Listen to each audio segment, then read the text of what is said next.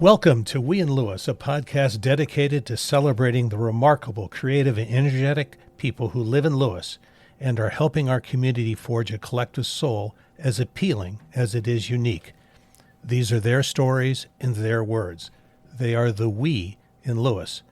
I'm your host, Kevin McGinnis. Our guest today is Dr. Jay Donecker, a rural farm veterinarian, corporate veterinarian, and clinical research who worked in private practice, state and federal governments, and abroad, including working in England to help corral the spread of foot and mouth disease. Jay also served as the mayor of Reidsville, North Carolina, winning 4 separate elections. Reidsville is a proud small town with a motto of live simply, think big, and a population of roughly 14,500. I believe he's the only current or former North Carolina mayor who authored a study that you can find in the library of NIH's National Institute of Medicine. I had hoped to impress you, Jay, by rolling off the title of that peer-reviewed treatise, but it was a fail. I have no idea how to pronounce radiosynovial. What is it? Radiosynovial. Yeah, I wasn't going to get close. Okay. Today's episode is the second part of our interview with Jay. This part focuses on Jay the mayor. Part 1, which was episode 59, focused on his incredible and critical work on viruses as a veterinarian. Today's episode is brought to you by our good friends at Historic Lewis, which was founded in 1962 by a small group of concerned citizens who wanted to preserve the storied history of the first town in the first state.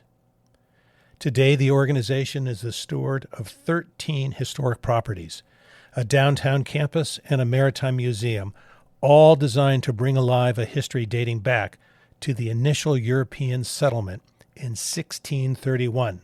Sadly, that one didn't work out, proving that even in the 1600s, having a good PR department was imperative. Fortunately, the second attempt 30 years later worked, and the town has gone on to survive pirates, marauding armies from other states, a British bombardment, and a naval blockade. No trip to Lewis is complete without enjoying one of the Society's over 40 events, 30 programs, and 8 unique guided tours covering topics from colonial history to ghosts to maritime heroics. All should stop by the Sussex Tavern to enjoy an old-fashioned grog, maybe George Washington's favorite drink, the Cherry Bounce, or, for the more modern, a Dogfish Head beer. That's Historic Lewis, where you can travel back in time and, most importantly, return safely.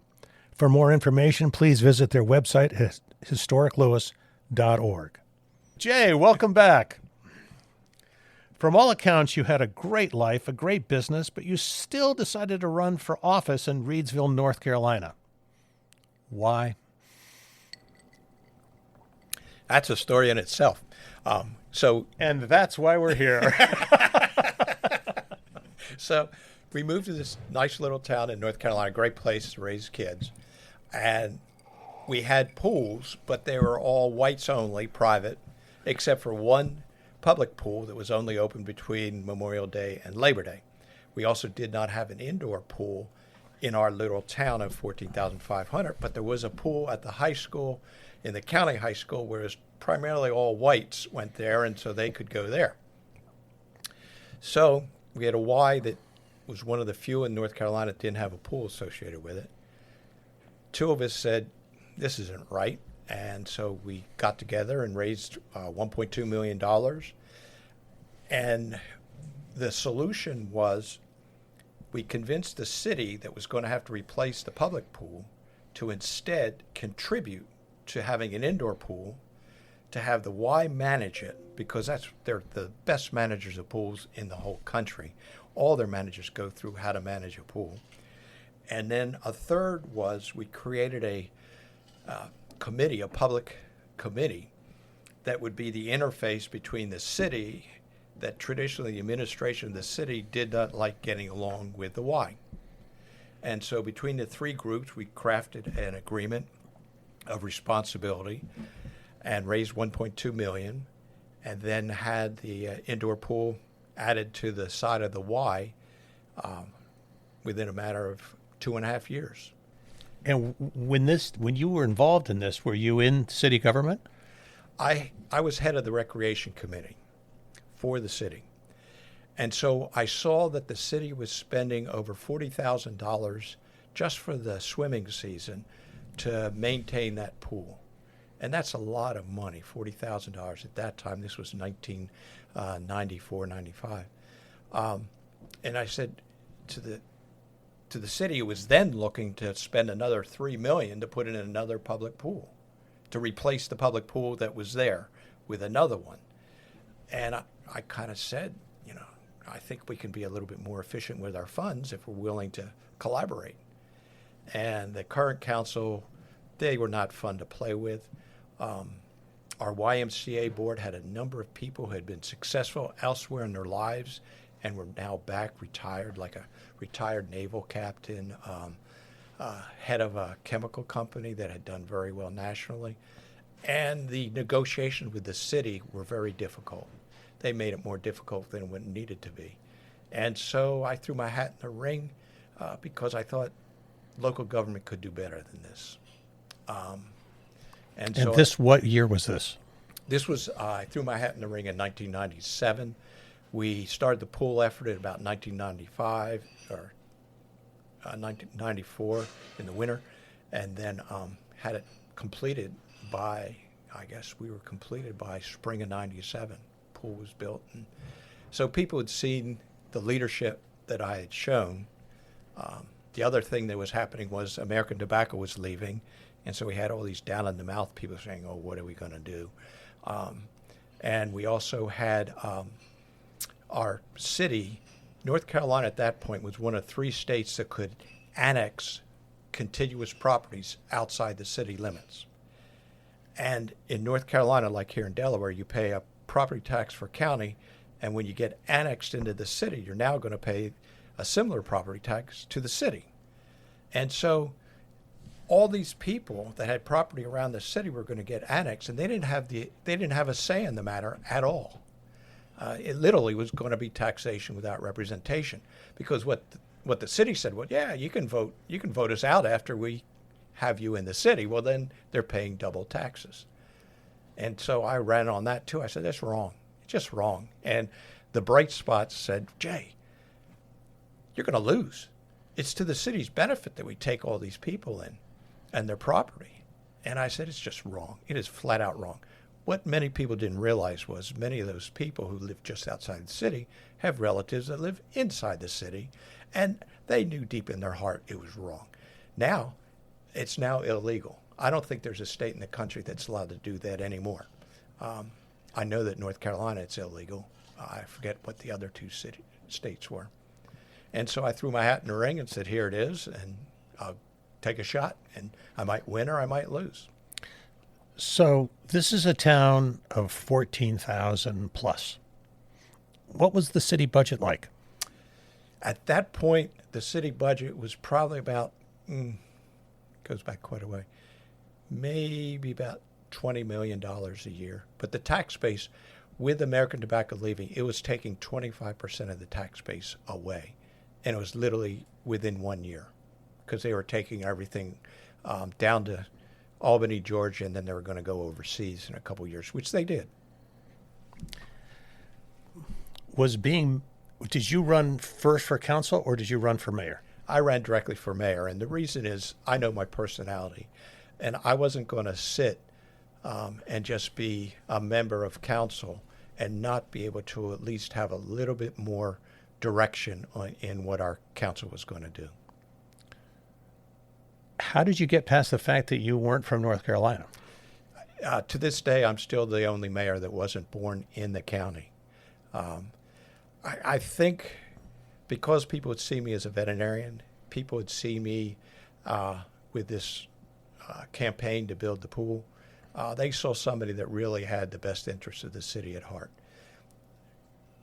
On the other side of that equation, the people who were in council had a terrible, terrible temper. The city was embroiled with a number of lawsuits, like about 7. NAACP was one. The state Department of the state EPA, a number of them. And it was because you had some people who thought that because they're sitting up there, they're the smartest people in the room, and they're not. Was being mayor what you envisioned it would be? Yeah, actually, it was better than I thought it was going to be. Okay. Because, That's a first. well, at the time, there was a local newspaper that just took after me and printed all kinds of BS stories. And that's the first lesson I learned was don't read the opposition BS. I had enough friends who would read it and they'd say, Jay, you need to read this. Can't believe he said this about you or about Ann or whatever. And I learned very early on. If I didn't look at it, it didn't bother me. And it didn't color my judgment when I ran into the editor of that newspaper. So, Because traditionally in politics, in today's world, you respond. You respond to everything. You know, you set the record straight. You corral the story. You make sure you have an instantaneous response. that's true. Nowadays, many people running for office think they need to be leaders of the mob, so they need to always jump out in front. It's a typical, the loudest voice in the room is not always the smartest. And by being in a small town that's pretty like a bubble, people can see you from all different perspectives. And so I think it was easier for me just to be myself. More than once when I've gotten in a difficult situation, I always remember what my mom used to say before something. She would say, just be yourself. And that covers so many different things. You know, when you're successful, be yourself. When times are tough, just be yourself. And we traditionally, the mayor would take his phone number out of the phone book so people wouldn't call him. I left mine in. You just do. And people in that little town, people respected me and I respected them. Did your message when you ran your first campaign to when you ran your last, did your message change? Not really, because everybody kind of looked at me, most people I should say, there's always a few that never talk to you again. They kind of looked at me, many people didn't know whether I was a Republican or Democrat because it was nonpartisan. And they just looked at me, I just focused on the issues that you have locally. You know, toilets flushing, water running, making sure you don't pollute the rivers.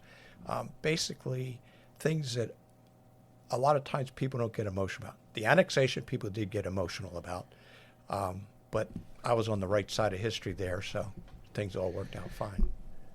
Now, as I understand, you took a couple of steps very early on in your tenure as mayor to make sure you were available to your constituency to help with transparency. Is that right? You bet. Yeah, I left my phone number in the directory. Council always met during the day. I advocated for it to meet at night. I didn't achieve that for the first 2 years. But when we were meeting during the day and even afterwards, I would have evening hours. One night a week, the city would just publicize it. I believe it was Tuesday nights, in which anybody and everybody could come in, which created a problem for our city manager. He was afraid that here's the mayor, he's all by himself in City Hall, what's going to happen? And so first he had to decide with the other members of council that one, I could have a key to City Hall so I could get in and out myself. And then second, how do you make sure nothing happens? Which truly nothing ever happened.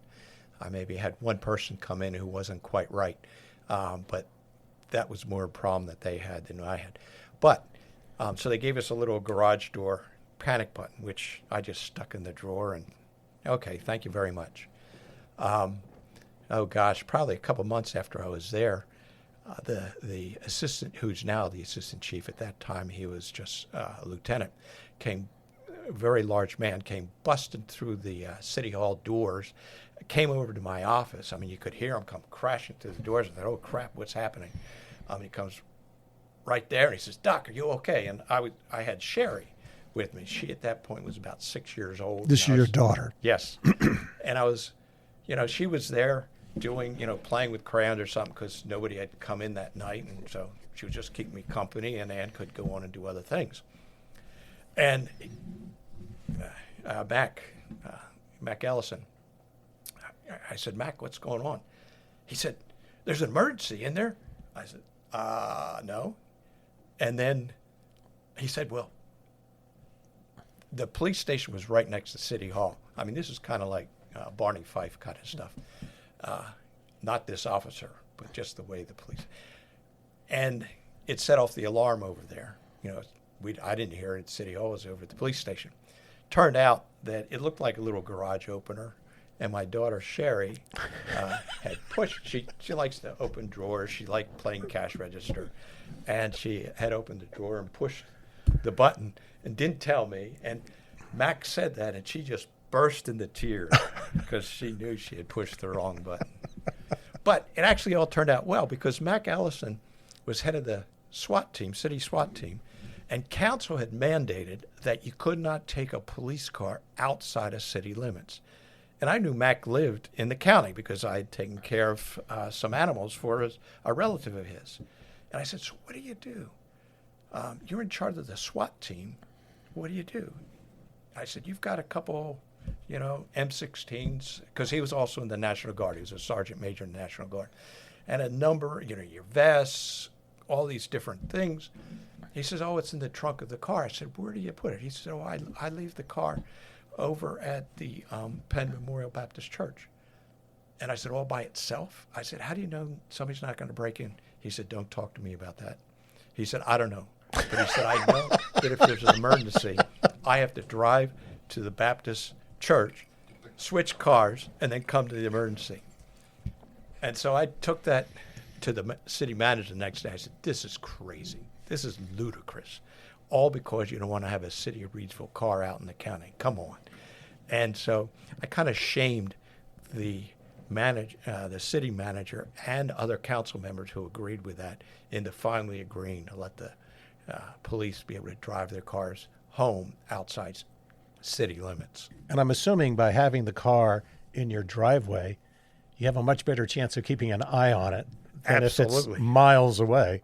Yeah, because this was the time when the U.S. military was, and still is giving a lot of ex-military equipment to the police departments. So they had a number of tactical vests, a number of tactical shotguns, number of M16s. I don't know how far up the firearm hierarchy they went to be able to blow somebody out of a house, which we've never had to do, but you never know. So when you were elected, what year was it again? 1997. 1997. Right as soon as you got elected, you had multiple issues you were facing. Correct. You had the annexation issue you ran on. You had the pool that was getting resolved.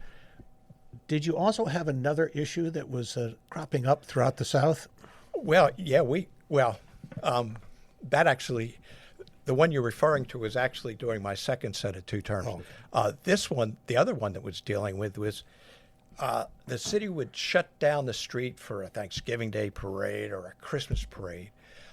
Well, for Juneteenth, there was a request to have a Black Family Day in June. And the council not just denied it, they went overboard. And the person who presented it was a member of Nation of Islam, which we just had a few members in our city. But they went overboard and kind of went after the person who brought up the request for a large number of other people being anti-Christian and all these things. But basically, the bottom line is, if you're closing it for one religious holiday, Christmas, if somebody from another persuasion wants to close it down for something else, you're going to have to do it. And you just can't dismiss it out of hand. So my first meeting was when the council was going to go make a motion to go forward to contest the lawsuit from the NAACP. So there was actually cameras there, and the whole place was full with all these representatives from NAACP nationally as well as locally. And we had a closed session right before it, and I asked the attorney who was going to lead a response from the city. I said, can we win this lawsuit? And to us in the room, he said, well, actually, no, but we can string it out to make it really difficult for them to finally achieve it. And he said, like 2 or 3 years. And I said, you're joking. And I looked around the room because 4 of the members of the council did not run for election. So it was a 3-4 newbies versus oldies. And I said, you got to be kidding. And there again, we kind of shamed one other person of the 4 to vote with us 3 newbies not to go forward. And that was the second point on the agenda after saying the Pledge of Allegiance. And I asked for a motion to go forward, and it failed. And so we had to stop because everybody just stood up and left because there's no more lawsuit, no more fireworks, TV cameras didn't have anything, and we just, that was it. Also, the city attorney, this council, we had 2 employees, city attorney and city manager. We have 190 employees, but they answer to the city manager. The city attorney, in a pick, threw a letter of resignation on the table to the city manager, said, I am resigning. I cannot work with a council like this. He also had campaigned for my opponent. And so the city manager said, okay, bright spot, what are you going to do now? You know, thinking like, here's the new kid. Let's see what he can do. And I said, take it. Let's accept it. And he looked at me and said, but he's trained as our city attorney. I said, we can get somebody else. What he didn't know was one of my friends was an attorney who handled our personal affairs in the city. I had gotten to know him, and his father had been city attorney before him. And he was an attorney, and I had asked him if he would be willing to step in if this happened. And he said yes, but he said under one condition. I said, what's that? He said, I am not a litigator. He said, I will feel that I have not done my job if we end up in court on any issue. He said, if we go to court, you're going to have to get a litigator. And I said, deal. Because that's the kind of attorney we needed. We needed non-confrontational. And there's enough attorneys in my family that I bumped up against over the years that I kind of know what good looks like. And Bill fit that image. And he's the city attorney to this day. So this is back in the 1990s. Mm-hmm. What was your legal budget like? Well, back then it was probably about $40,000 a year. I just contacted one of the city manager there now to see what it is currently. It's $61,000 a year, and that's it. That's for all. That's with our city attorney providing advice, being present at the meetings that he needs to be to, filing whatever things we need to have filed, either with the North Carolina EPA or whatever else that an attorney has to do. And with the understanding, and it's sort of a rule in corporate law that if you have a corporate attorney, that corporate attorney shouldn't be your litigator. That avoids the appearance that you're steering legal decisions for the company into court. Correct. And it pays itself off very well because all of a sudden, when you decide you're not going to fight anything, it makes you a little bit more humble in your opinions of what you're going to bring to the table to either change a law, change an ordinance. And it also, when you're a little town like that, 14,500 small, there has to be within the whole state of North Carolina or elsewhere, other communities have dealt with the same issues that you've dealt with, which have already been tested in court, rather than coming up with, like when Airbnb came, it created a couple issues, and, we need to make a new ordinance or a law against Airbnb. Well, as you started doing due diligence, and when I say due diligence, I didn't have the attorney do it. Either city manager did it or we called down the school local government at UNC Chapel Hill and realized that other communities were still wrestling with it and nothing had been tested in court. More than once with issues like that, we just say, let's cool our jets. Let's just let things go until somebody else breaks the ice, has a legal judgment, so then you know whatever you agreed to do has been tested in court and you're not the one going to have to pay for it. So did you use interns or students at Chapel Hill or some of the other colleges down there, universities down there? to help with some of your research? No, because UNC Chapel Hill has a school of government, and they provide free advice to anybody and everybody that calls them. So we had one of the leading national authorities on the transparency laws. We have a very good, North Carolina has a very good open meetings law that's very easy to understand and very easy to implement. We also have the League of Municipalities, which is a state as well as a national organization that there again, they have a group that you can just, the city manager can just reach out to and say, this is our issue. Do you have any ordinance around the country that would support it or help in this issue? And you'd get a readout of all kinds of different things that other cities have done. Basically, one of the tenets that I've always grown up with is it's a smart man who knows what they don't know. And if you surround yourself with people with that attitude, you start finding out other solutions that you don't have to be the bright spot to come up with.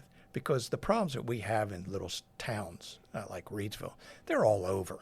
And so you're naive to think it's the first time that anybody's ever dealt with an issue. And so to ask a local attorney to come up with a solution really isn't the best way to go. Now, one of the issues that you got to deal with was someone driving a car, I think late at night. Oh, it was a van. It was a van. Okay. Well, you know what I was going to ask you about. Take it. Okay. That's the second two sets of terms that I ran. They're 4-year terms. Was when a man at 4 o'clock in the morning ran up a hill with his van and hit the Confederate monument, which the actual Confederate soldier in stone was not attached to the plinth, the base, so that when he hit the base, it kind of fell onto his car and he ended up with the head of the soldier on his dashboard. So, of course, that brought everybody out of the woodwork, got to put it back, da-da-da. And I ran on that issue because they were embroiled in what are we going to do, and the state won't let us do this or they will let us do that. And because the location of the statue was on a state center. road, right? Right. It was on a state business. It was basically our commercial street in town, and it was on a little roundabout.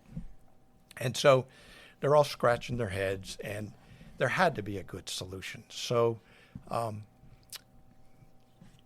there's a thing called black swans, where things occur, and you don't know whether it's a real opportunity or not.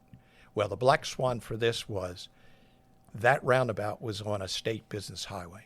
State business highway, you cannot sell the property to somebody else to own. It's state property.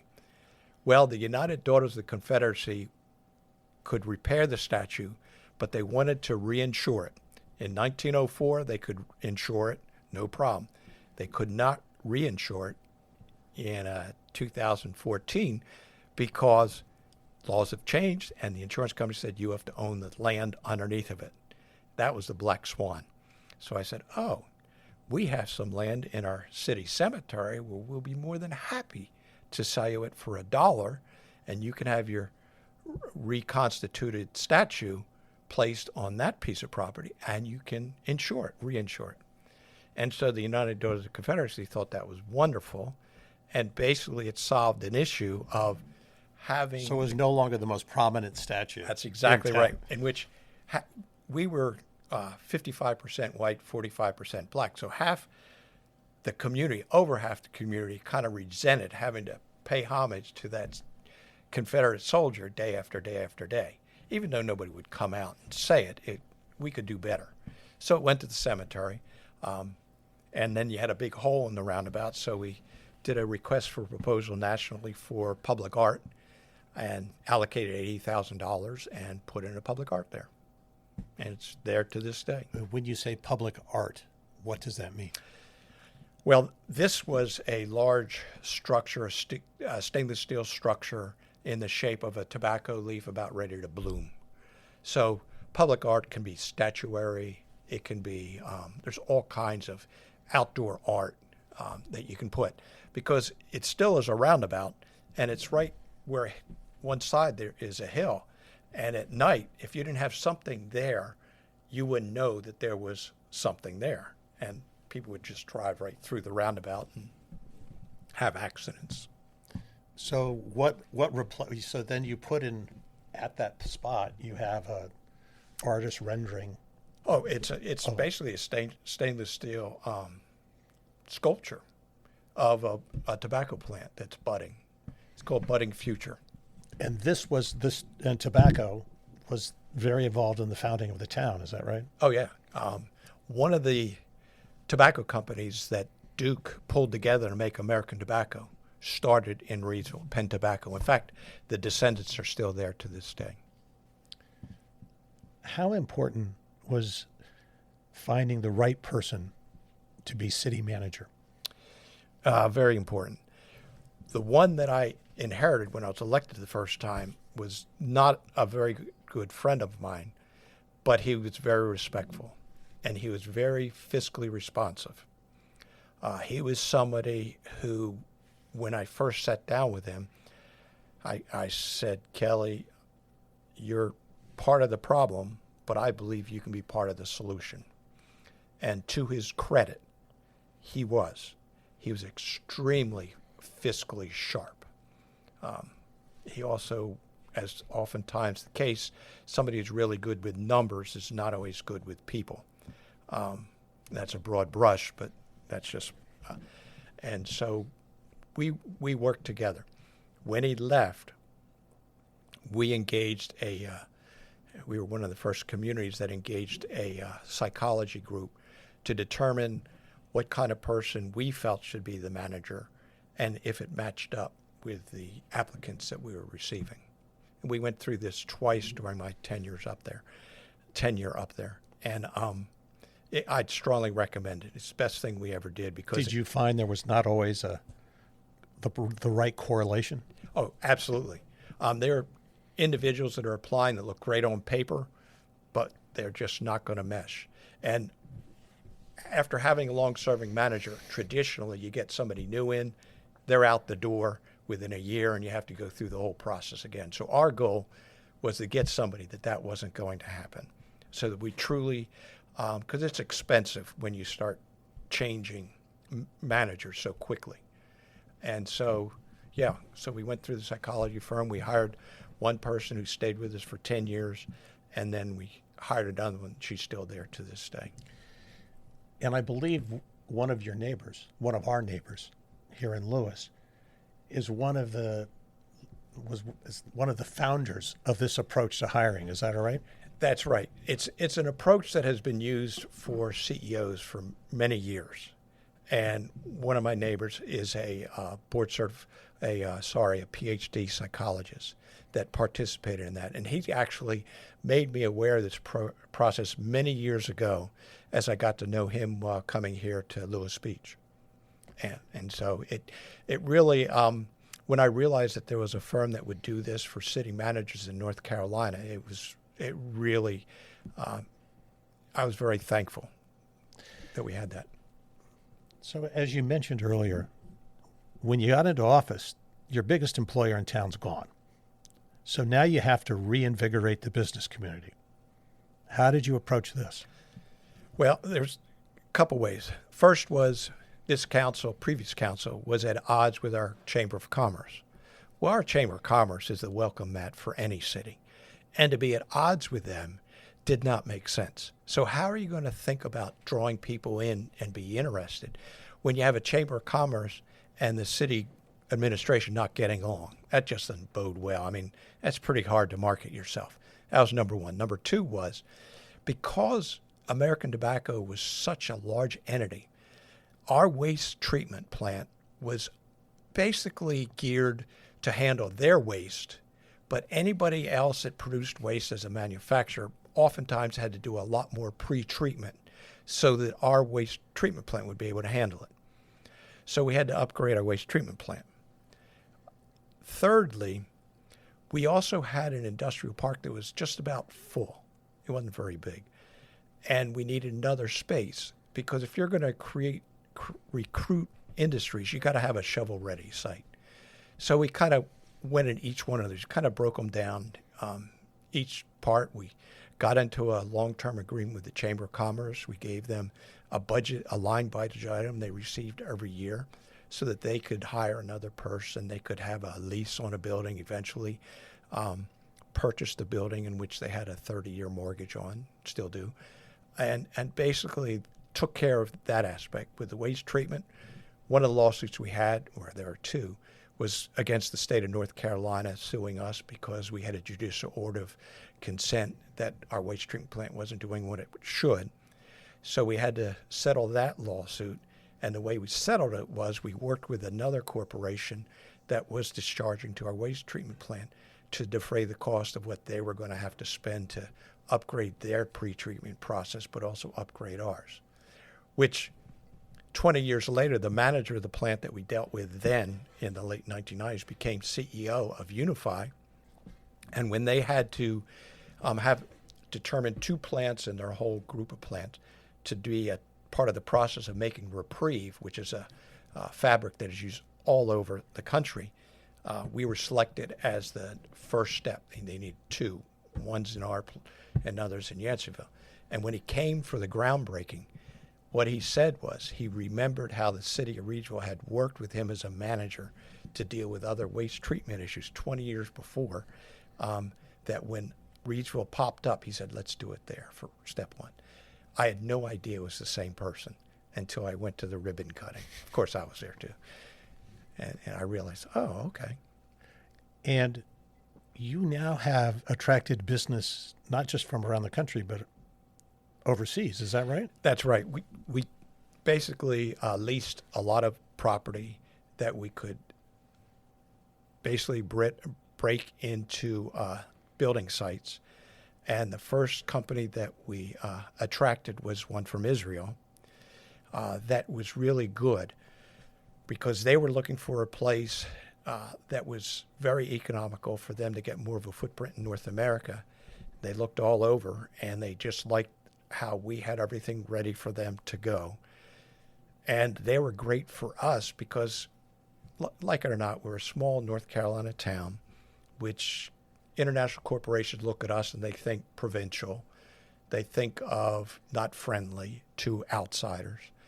And by having the Israeli company come in and actually do very well and give nice comments about dealing with our city, we actually attracted a cigarette label manufacturer from Australia. We attracted Sunritsu from Japan. And we had a Brazilian company at one point own the Equity Meats facility. So yes, basically we kind of broke out of the comfort zone of trying to market to just domestic companies and went for the international. And that in turn brought a lot of new jobs. Right. And the person who did it was a recruiter that was a private consultant that we paid to come in to kind of help position us for getting international clients. We didn't try to do it ourselves.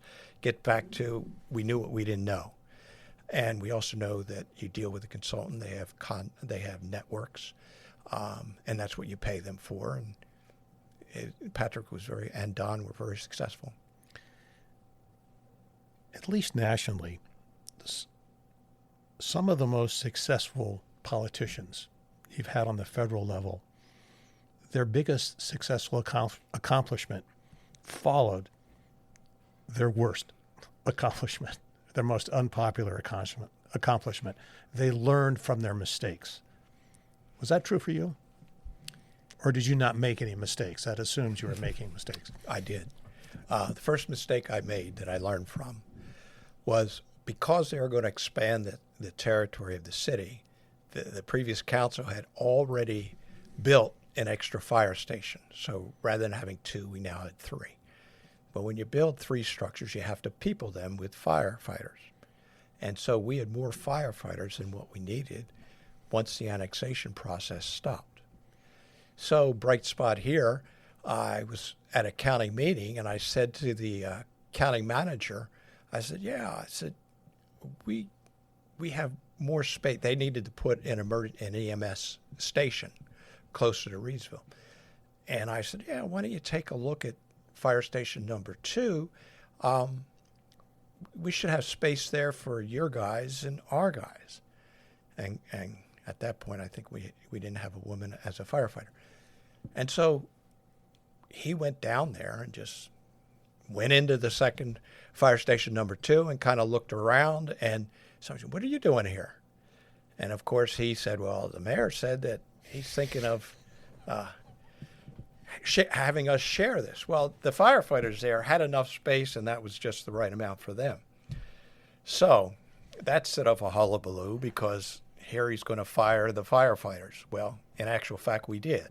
But they didn't know that at the time, and our city manager didn't know it at the time, but I knew we were going to have to because that 25% tax base left a huge hole in our budget.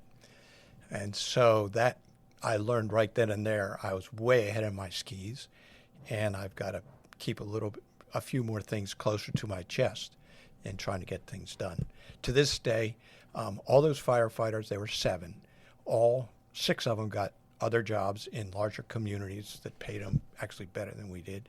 One went into business on his own as a contractor, when I was working on his cows, he said, all you did, Doc, was just nudge me. He said, I always wanted to go out and be a contractor. I just didn't have the guts to do it. But of those 6, they're all now retired, but one of them bumped up against me, maybe 2 years ago. And it was not a happy scene. Even though he got paid more at a larger city, it was not a happy scene. But it is what it is. I'm assuming that in this position of mayor, this is not a full-time gig. Oh, not at all. No, this is a part-time gig. For those who are working part-time, what do you think the most common mistake is that you can make? I would say the most common mistake that I have seen is people who think that they have to know everything to make the decision that's put in front of them. And being a veterinarian, you have to make decisions about your diagnosis and your treatments every day. And you never have all the information. You just go with what you think should be done, knowing full well that you may have to alter course. It's never a life and death that you make your decision today and by God, you got to live with it for the rest of your life. And I think that's the biggest mistake somebody can make is that they themselves have to be educated up to a certain point to be able to make a decision.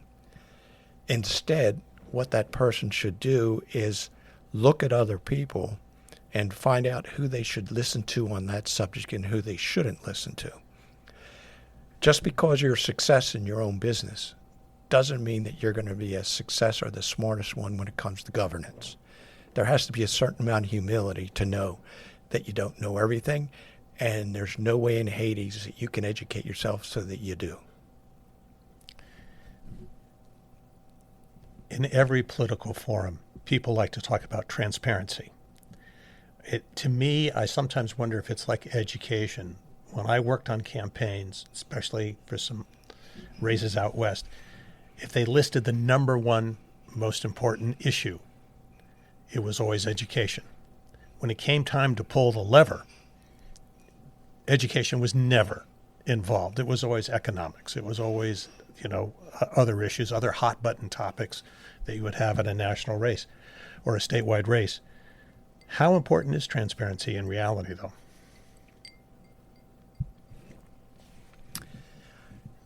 Transparency is like a lot of other things. Transparency to one person means something different to another. What I like about the sunshine laws that North Carolina has, and I think Delaware has a similar set, is if you follow those sunshine laws for guidance, you can be as transparent as you need to be. But there's a place for keeping your mouth shut, or there's a place for you having one-on-one conversations that you do not have to volunteer to everybody and anybody, because they're going to draw their own conclusions from things and reach their own conclusions, which many times are different than yours. Me getting ahead of the skis was a good example. I felt I was being transparent by, getting the county manager involved, take a look, let me know what you think. And in fact, I should never have done that. But the idea that there's a finite amount of information that you have to educate yourself before you make a decision, rather than turning to a person who has spent hours, years, educating themselves on the subject and turning to them for their opinion. And it doesn't mean you just rubber stamp it, but you can kind of do what I call a smell test. Does it smell logical? Does it seem logical? Does it make sense? Is there any prior example? And if you start checking off those boxes, a lot of times it'll guide you to a decision that's probably more nuanced than what you yourself would have come up with. One of the tough things about running for office is, let's say you win in a landslide. You get 60% of the votes, which means 40% of the city you represent doesn't like you. They voted against you. They wanted anybody but you in that position. How did you handle that? Well, I guess I start with the premise of your question that I disagree with. Just because somebody voted against me doesn't tell me that they didn't like me. It tells me that they voted for the opponent, good or bad. That's number one. Number two is I have never tried to figure out who voted for who or what, because it'll drive you crazy. Now, some people I know didn't vote for me. There were these three, I'll call them three witches of Eastwick, that to this day, three of them have never spoken to me. And we're talking since 1997. They would go out of their way not to. But anyway, but that's it. Most people, if you do a appropriate job and you're honest and you're straightforward is very important. None of this dickering about, trying to qualify everything you say. Just say it straight out, not to hurt somebody, but just so it's clear.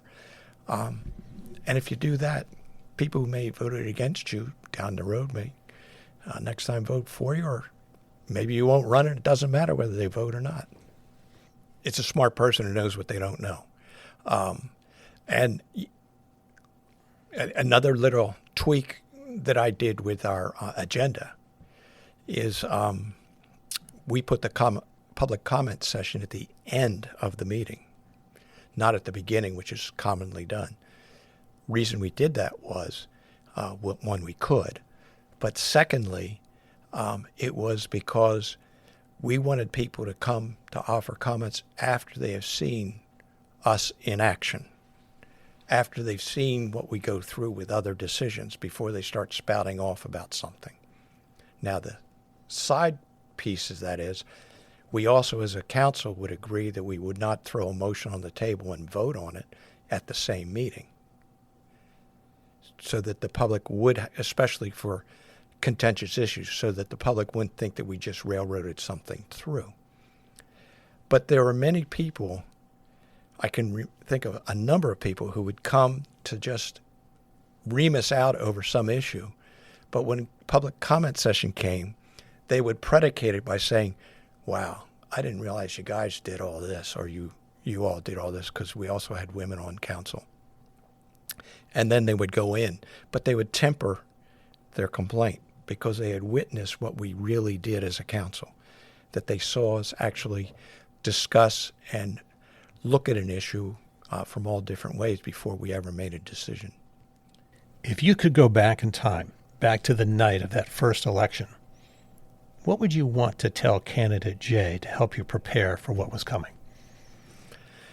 Gets back to what my mom used to always tell me: be yourself. Just be yourself. Nobody likes to speak to a public official if the public official conveys the idea of, I would tell you what the real answer is, but I just can't. They want somebody, just be yourself. So in other words, somebody asked me a question, I should answer it like I was seeing them in church or seeing them outside the post office, and not get into this gobbledygook where you're qualifying everything you're saying, so the person leaves and says, I wonder what he really said. So it just be yourself. It sounds so simple, but I know you've heard me say, I can count on one hand the number of hard phone calls I ever got. And I'm not saying that I had the twist on how to get things done. I think we just, when it's local government, it's pumps and pipes and flushes and things that you really don't have political philosophy about.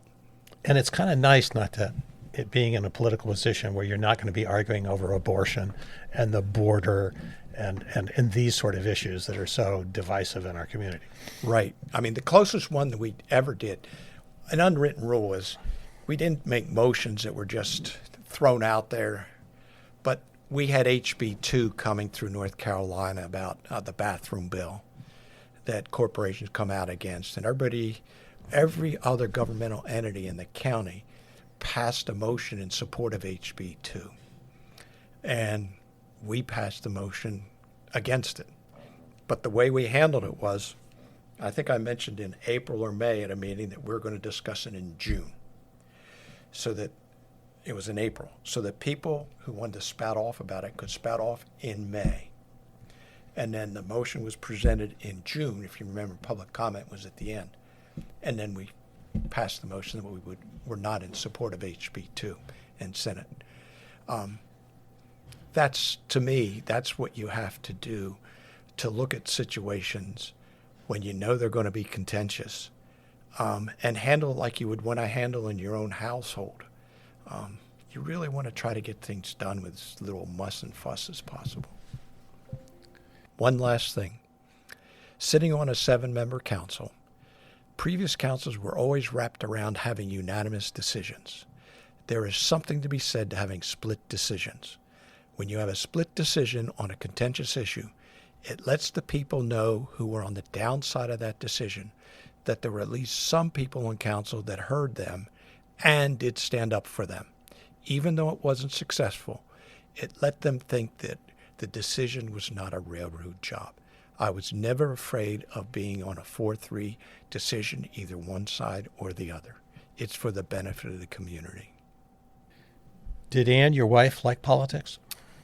Not particularly. But the only reason I could do the mayor bit, as we would say, is because of her. Because she kept the home fires going while I was spending time with people, with the kids. And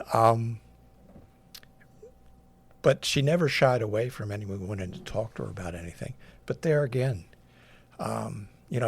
16 years as mayor over a 25-year period, 26-year period, we really didn't have many difficult conversations with people, even one-on-one or at church. At the very beginning, some people might shy away from talking to us, but we never really felt much heat from anybody. You've mentioned that you were raising 2 children throughout this, and they're very successful kids. How did you sort of teach them about the political side of life, the side where they have to be aware of what their dad is doing and how it could impact them? I think it was more by actions. They both are very interested in government, but government from the standpoint of you have to have a career that puts food on the table. And if you want to be involved with government, it's an accessory. It's not your, it's not something that you would want to pursue as a lifelong career. They understood some of the issues that would come up, and we would discuss them at home. But basically, they just saw a father that was contributing to the community, much like other fathers are head of the Rotary or spending a lot of time as vestrymen for their church. It was just giving back to the community where you live. And they both believe in giving back to their community. When you retired, you and Ann moved here to Lewis. Why? I've really thought about that question. On the very surface, it's because we had 2 houses and we wanted to downsize to 1. But there's actually a better, deeper reason. When I first came here in the mid-'70s dating Ann, there were people that were very welcoming and inclusive. And I can think of, right off the top of my head, Bert Painter, Pat. And they were welcoming as we played volleyball on the beach. Well, tomorrow I'm going to have lunch with them again. And there's not many people who can downsize and move to an area such as Lewis. And they're people that you've known for over 50 years. And with Ann, it's even longer since she's been coming here since she was a 3-year-old. So it was really a no-brainer that this is where we're going to end up. Now, thanks to Stephanie Boatwright, we're in a place that we really are comfortable staying here because it was initially just the cottage. But thanks to Stephanie and Coastal, her Coastal group, we have a very nice, comfortable place to, we want to call it retire, exist, enjoy here at the beach. Her company's called Coastal Cottages. That's it. And she does do an amazing job. You also once mentioned that you felt there was a unique sense of community here.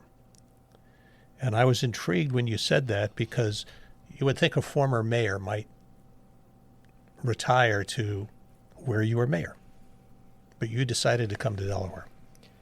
That's exactly right.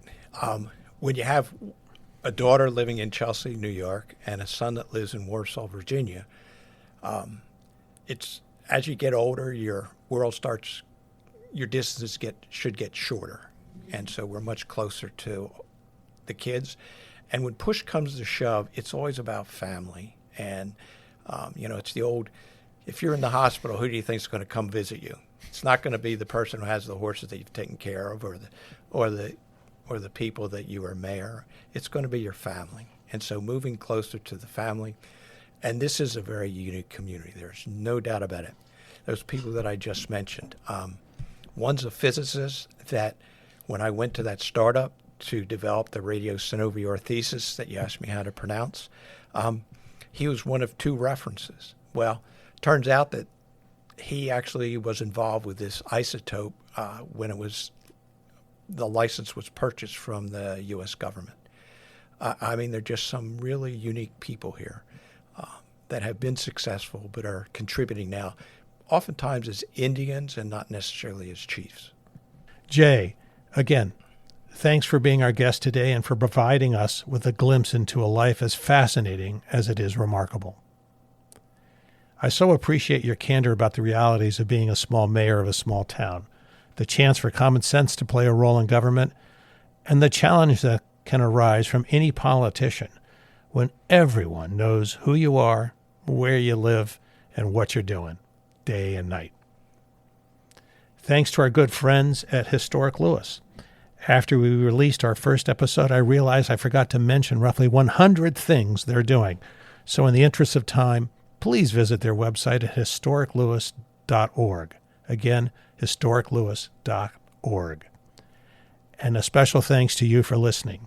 Until next time, from the beautiful and beloved Kindle restaurant, this has been We in Lewis, the podcast. See you on the streets.